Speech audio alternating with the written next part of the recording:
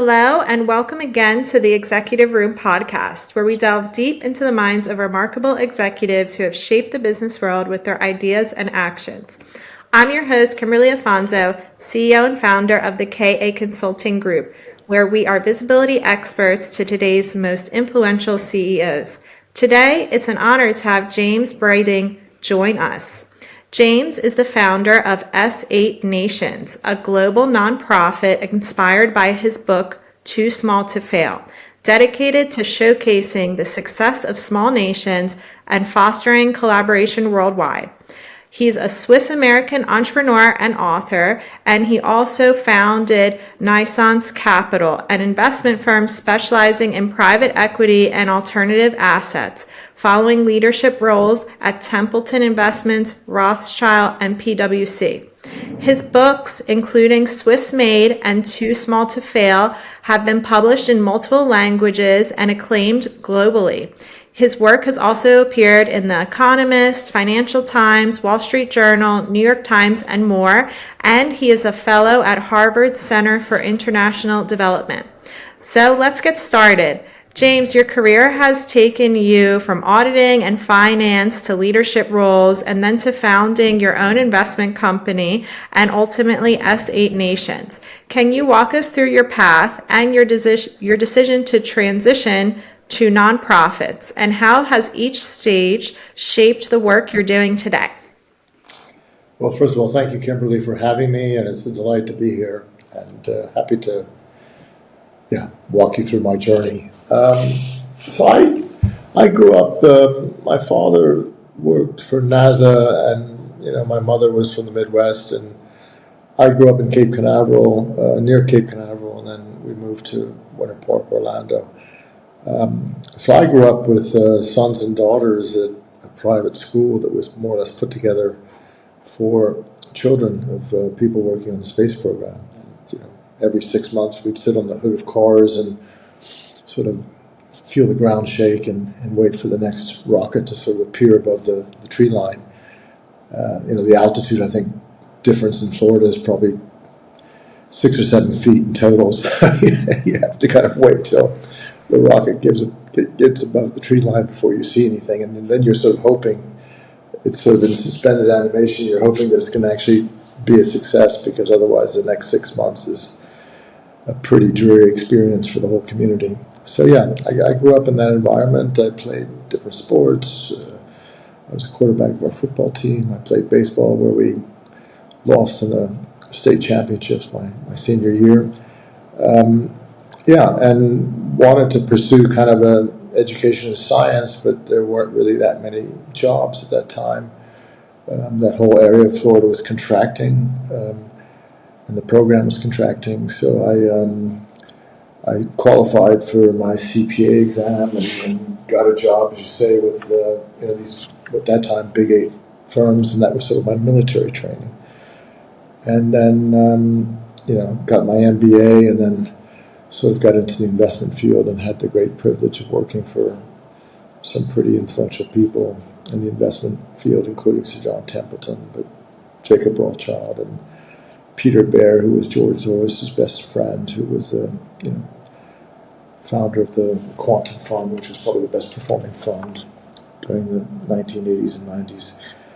And that's sort of built my own business after that, and managed to make enough money to purchased my freedom, and it was really at that point that I decided to do some work that was more philanthropic.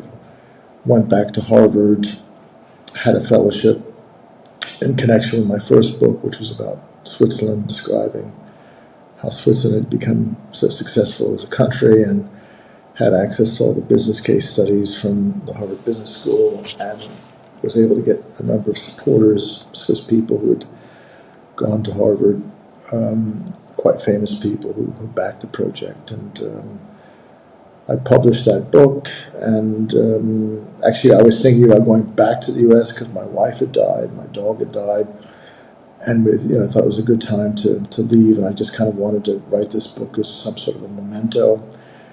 And it turned out that the book became quite successful, and all the Swiss embassies were quite keen to see the book published in different languages. So it's, I think, now in 12 languages, including Polish and Korean and Chinese and French and what have you. And so that was quite a good, I mean, it was purely by chance that it happened. There was no real master plan, but I think it's now given by 80 Swiss embassies as a diplomatic gift to pretty important people, and that was kind of a good way to get established. And also, they worked with the best publishers, which was very helpful.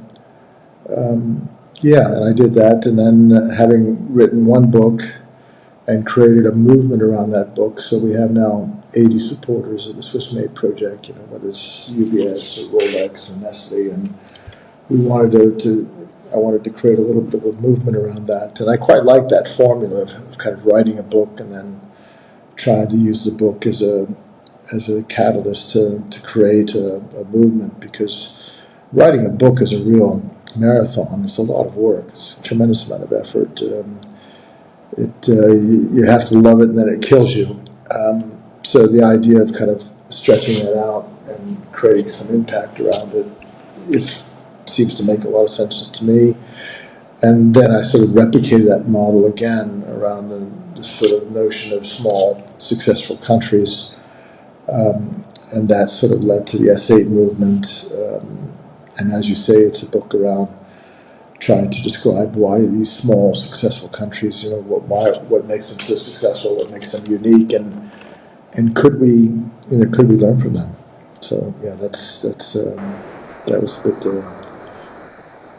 the journey in a few words.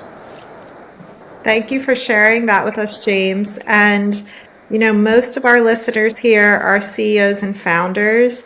And I personally have many, many clients who have written books. And I love what you said. It's a marathon. It's not something easy. It takes a long time. I also love your advice to our listeners to think about writing a book and using it afterwards as something that can be really valuable to start a movement. What other advice would you give to CEOs and founders who are thinking about writing a book? Anything that you've learned through your book writing journeys? I think, look, the process is sort of unique to, at least I think it's unique to me. Maybe other people follow a similar one, but I think, you first have to be really convinced of the idea of the narrative. And so I spent a lot of time kind of testing out the idea with friends and people I know. So just about whenever I have a chance to bring it up over dinner or a cocktail party, I'll just mention this idea of a book. And then you start gathering, of course, research to support the thesis. And if that feedback, if it really resonates with people, then it's probably a good sign that you want to take it forward. And it's kind of an iterative process. So you're starting to read articles, maybe in the Wall Street Journal or the Financial Times, which touch upon your narrative, and you start reading papers published by peer-reviewed papers, and you start reading other books, and you have to be sufficiently distinguished that it's not just a copycat or kind of a Me Too type book. So there has to be something really distinguished and unique about the book. But I think you kind of keep on that little iterative process until you get to a point where you say, boom, I really think it's worth crossing the river. So that's pretty much what I do, and sometimes that sort of fizzles out, right? Because the narrative just doesn't stand the test of the dog doesn't like the dog food. Let's put it that way. That's really, really helpful. And tell us a little bit more about S8 Nation. So you've already told us a little bit about it, but love to hear, what is it like turning ideas from your book into this organization and movement? And what's your vision for where you're taking it in the future?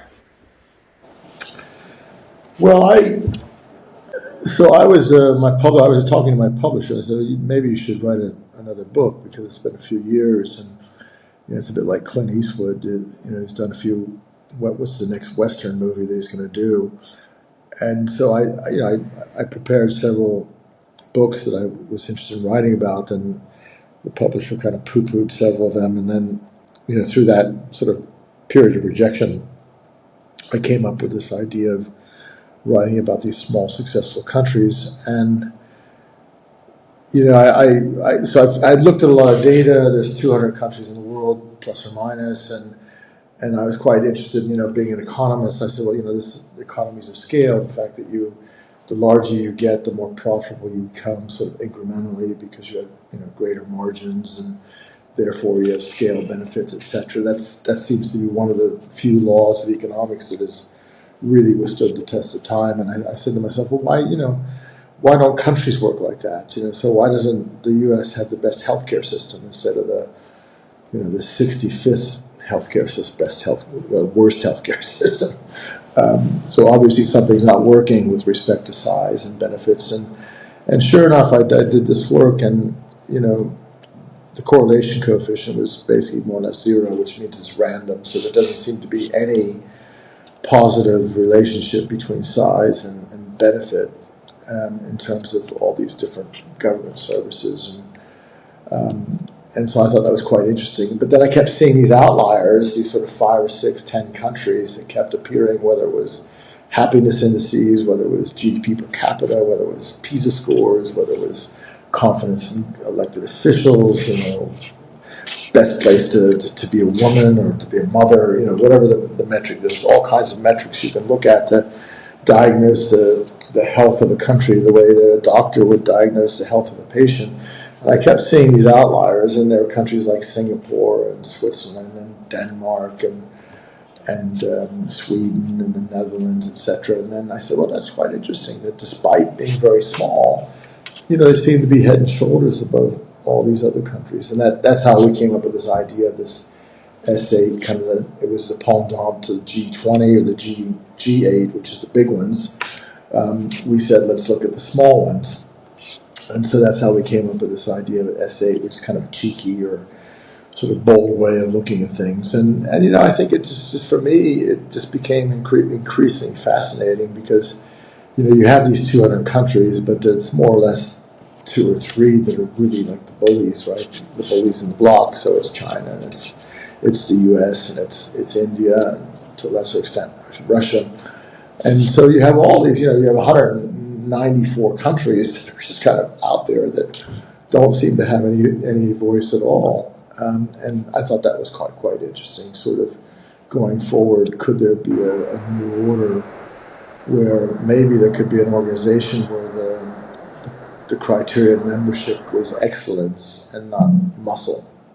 And that's where the idea was conceived. Could we put together this organization that could become kind of a good housekeeping seal or a Michelin guide where it was really about excellence? Because if you think about it, progress has forever been and will always be about finding something that really works and then, reverse engineering. That was what happened with fire. That's what happened with the wheel. That's what happened with the iPhone.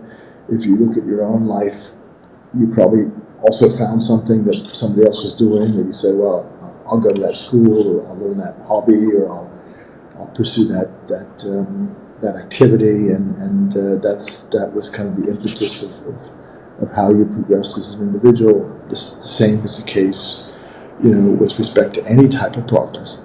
So I thought that was really interesting, and then when we dug a little bit deeper, we saw that these countries kind of have kind of a serial ability to find innovations in the sense that they're exposed to exogenous forces because they're very open to export markets. A big percentage of their economy is really exports, and therefore they're really exposed to these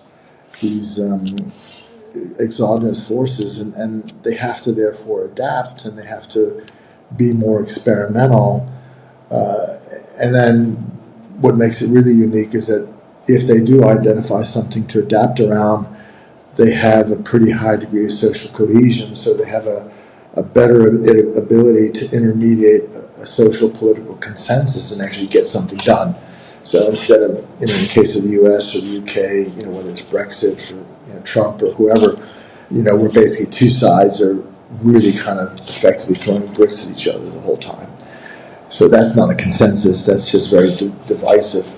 I think in these smaller countries that are very successful, they're able to intermediate this consensus and really kind of rally together and say maybe it's not a perfect solution, but we can actually agree to go forward.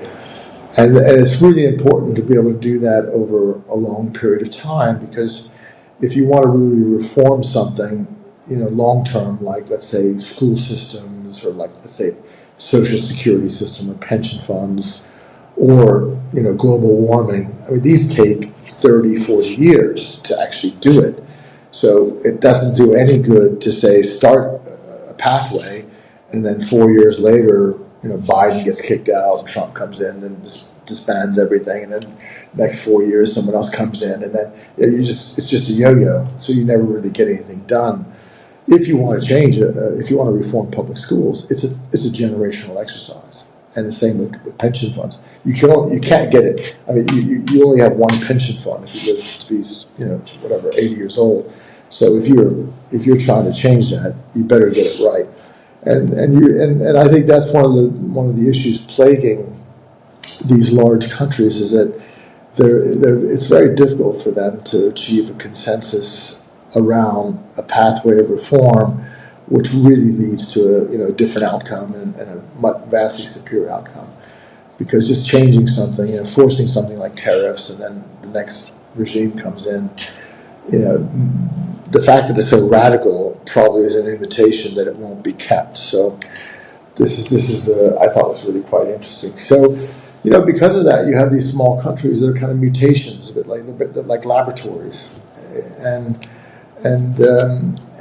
so if you look at the best healthcare system in the world, it's Singapore, which has 25% the cost of the U.S. system. If you look at the best place to be a mother, it's Sweden.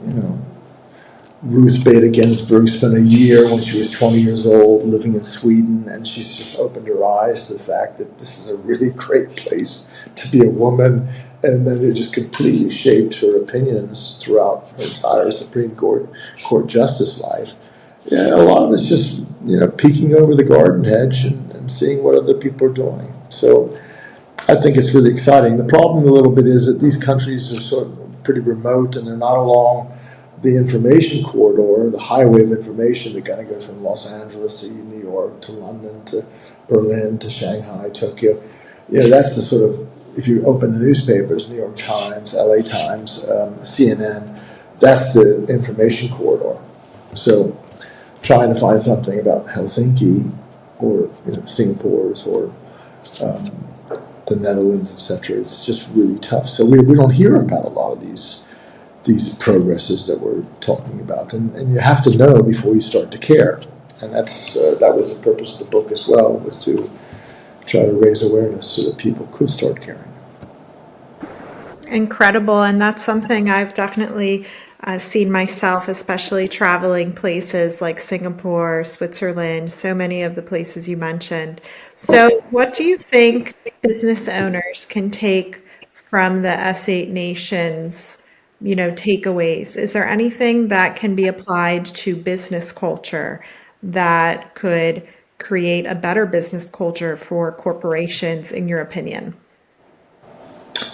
Look, I think that this idea of kind of small is beautiful. I think in general, people overestimate the benefits of scale. And I think they underestimate when externalities, so-called externalities, set in because of complexity. So, it's great to say, well, this, if we're bigger, it's better, etc. But, companies, as with countries, they tend to get cathartic and complacent and less adaptive, less experimental, and cozy, etc. And I think that's just a phenomenon of human nature, irrespective of the social unit, whether it's a city, a country, a company, etc.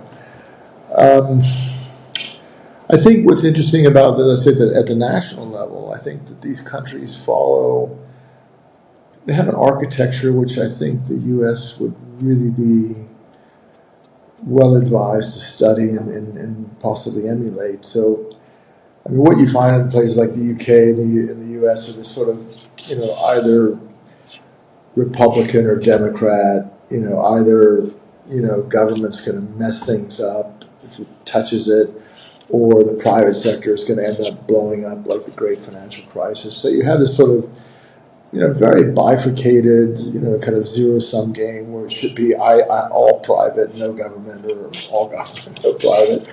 I mean, I'm exaggerating a little bit, but you have this kind of, permanent feud where both sides just disdain each other and can't really work with each other.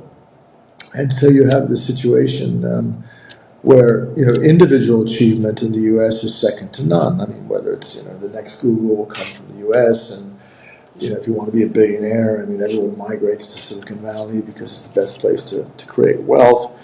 And, winning an Oscar or winning a Nobel Prize, irrespective of whether you're American or foreigner, it's best to do that in the U.S. So there's no question that individual achievement is best. This U.S. garden is second to none. The problem is on the collective level, or let's call it commonwealth. Everything from starting with kindergartens to primary schools to public transportation to healthcare to pension funds to prisons to police forces. Anything has to be shared with the common good, the commonwealth. I mean, it's pretty appalling, frankly. The U.S. is not even in the top quartile in any of these things. I mean, they're like bottom quartile. So you have this kind of really unique combination of an economic juggernaut next to a third world government type situation. And I think, the way they could really change that is to really change the architecture, which is say, which these other countries are doing, all the ones I studied, which is very pro-business, very pro-free markets. I mean, they're all, really sort of Milton Friedman with respect to that. But you could also have a better government. You could have a better, daycare system. So you go to places like Denmark, you pull into a garage, you work for Novo Nordisk, and you get off on the ground floor. There's a babysitting place where the wife or the mother can drop off the child or the two children or three children, and then come have lunch with them afterwards. And that's all pretty well buckled up, right? So it's just a fantastic place to. And in a world where we're already two income households and both genders are working, this is just kind of very common. I mean, it's very, very basic. Whereas in the U.S., the most expensive cost after your mortgage is paying for child care. So, I mean, these are just really basic things, right? And, a company like Novo Nordisk is just as pro-market and pro-business as Lilly or any of these other companies, but they just they do a much better job on the collective side of things. So I think, U.S. companies should study these other companies and say, look, what are they doing in the collective arena that really makes a much more attractive experience for the worker and for the worker's circumstances, i.e. family, children, etc. And I think that would be my advice to them is to go study these situations and see if you can come up with something that might be a better mousetrap. Great advice, and incredible to see how different companies can behave based on the countries where they're founded or where they're from. So I'd love now, James, to talk a little bit about your public presence, as we always talk about executive leadership and vocal leadership on this podcast. So you have books published, you're very intentional about your own public presence, you've had a TEDx talk. I'd love to hear, how do you personally approach your public presence, and what principles guide you when deciding how and where to show up? Well, I do think writing, I'm a writer, right? So I do think writing is a very important medium. It's, been around for a long time, whether it's, Sanskrit or the Sumerians or Shakespeare or whatever. And I still think that it's a very important medium. It's a very important discipline to, how you can capture and convey your thoughts. And so I think I sort of, maybe I'm a bit old-fashioned, but I kind of started my career in that sense. And I think 4 of my chapters are published in different publications. So Foreign Affairs is published a condensed version of one chapter. Even Scientific America has published a condensed version of the Singaporean healthcare system. So, of course, that was done intentionally. Also, it was a way to kind of test out whether the idea, really received critical acclaim and was people were willing to publish it. It also provides kind of a little bit of an applause lap where because writing books are marathons, so maybe after whatever 15, 20 miles, it's nice to get some sort of applause and reminder that maybe you're on the right track, and that for the team and for me, I think it's a pretty positive thing to have. So I would. And it also grounds you to reality, right? That because if they reject it, then probably you have to change something. So that was that was kind of an important experience for me. And then the other thing is you get a lot of experience working with different editorial personalities and processes. So the FT or the Wall Street Journal, or they all have kind of their own ways of doing things, and of course, if you've been published in these places, it makes it easier to get published again or by someone else. So I think that's been quite helpful. And I think I've kind of taken the view that word of mouth is the best way to proceed. So if you can just get the message out to the right type of audience, then maybe there's a chance that they might share it with that quality of people, that cohort of people that would be much more influential than just TikTok or Facebook, etc. So I kind of take the view that one like, and I just did a talk with Joseph Stiglitz last week, who's a Nobel Prize winner, and one like from him is worth probably 10,000 likes from people randomly from Facebook or LinkedIn. So that's kind of the approach I'm taking. It's getting, of course, much more difficult because this selective form of validation is a dying breed because of the increasing importance of social media, which is more a random form of communication. So to some extent, it's I have an old-fashioned approach to a world which has changed quite a bit, but I just think I don't want to go down the road where you're just trying to compete for eyeballs, because it's a bit like fast food versus nutritional food. You're going to always, if you compete for eyeballs, you're just going to attract people who like ice cream and French fries and don't really necessarily want to consume something which is really healthy for them. So.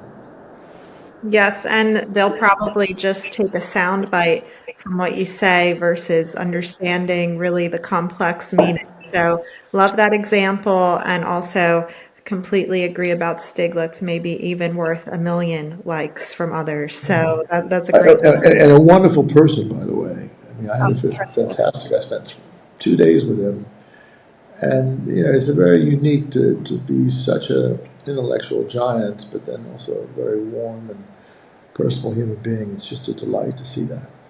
Oh, incredible, incredible. And I'd love to It's wrap not up. always like that. Oh, no, not at all. I've seen that myself too. I completely agree. Don't ask me to name names. No, no, no. I won't ask you, but I completely agree with you there. That's why it's refreshing when you see someone down to earth and nice to be with, who has a big personality or is well known. And would love to wrap up now, James, with more of a personal question. Drawing on your Swiss roots and your American experience, what what lessons from Swissness do you think the world can benefit from today? Look, it's a very egalitarian society, and so the idea of you probably know Roger Federer. So imagine Roger Federer compared to John McEnroe, just to give you an idea, and it kind of sums up, let's say, the difference in culture, right? I like John McEnroe, by the way, and I also like this Muhammad Ali and this element of entertainment, and I mean, but you see this with Trump as well. I mean, these are. It's a society which really encourages kind of showing off and narcissism and this and that and the other thing. I mean, we just saw Robert Redford, who's the complete opposite, of course. So it's not everyone, but I think in Switzerland they're much more the Robert Redford style and much less, say, John McEnroe or the Donald Trump style. And I think this element of humility and modesty is it's a good way to, it's a good course to follow. I mean, we're all much more fallible than we think we are. We make mistakes, and it's human nature to do so. And I just think also you'll make a lot more friends, to be honest, and have fewer enemies. And there's something to be said about having fewer enemies and more friends. So yeah, I'd say that's kind of the one thing that comes to mind. That of course there's lots of other things, but yeah. Great example. Big fan of Federer. So love that. Well, thank you. Now, thank you. I think the other thing is that they're kind of much more show me people and less believe me people. So they have much more, let's say, of an engineering mindset, and that has its drawbacks, because with that is a more constrained imagination. But I'm always amazed in the U.S. how someone can have some wacko idea, and a lot of times it doesn't work; it just amounts to nothing. But then, lo and behold, you have someone like Elon Musk or Facebook or God knows what, and it does come out. But the Swiss are much more the show me camp, where you kind of have to. Yeah, that's the way they like to do things. Definitely. Thanks for sharing that, James. So thanks so much for being with us today. And we will link your books and where people can follow you in the notes. And until next time. Great. Thank you for your time, Kimberly.